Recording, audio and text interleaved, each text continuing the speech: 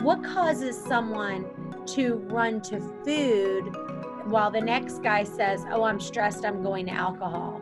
What you went over there is you installed, so what you did is you paired a positive feeling of comfort with your mother and a positive sort of safety with food, literally. So that sort of, you would go, what we do a lot of times in life is we seek out events and stimuli that remind us and that load our memories, like putting on a playlist, right? Like a playlist of memories. So when food, when eating kind of cues up that emotional playlist of positive feelings and sensations of being safe, then you're going to keep doing that. And that's the same thing with if someone develops any other kind of addiction where it's paired with some kind of experience with a set of memories. That's why it's so important people are trying to get over any kind of addiction to actually avoid people and places that remind them of it, because it's going to cue up those memories and it's going to make that urge to engage in the addiction even stronger, right? Because memory is very associative.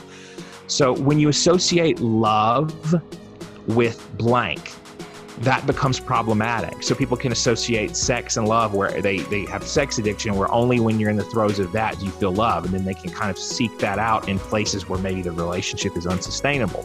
Okay, that's a big thing people do. So with food, same thing, you're gonna seek out food. Now it's not exactly the same thing, obviously, but it's the principle of doing something that makes you feel safe.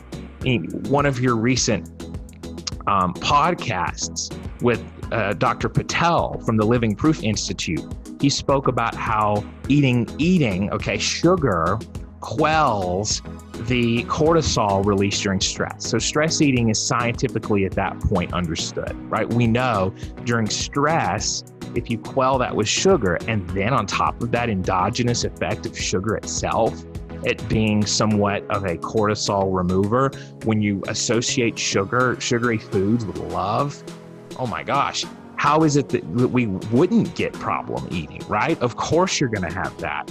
So with EMDR, what we do is have people notice a memory, a trigger, of when they would feel like they need to eat or overeat, right? So it would be something like, I'm feeling very stressed and I really wanna reach for the cake. And it's like, okay, so notice that. Notice the urges you're getting, the feelings, okay? Eye movement, thinking about that. Then the person starts to notice that they have that urge less and less. You're desensitizing that trigger, the urge.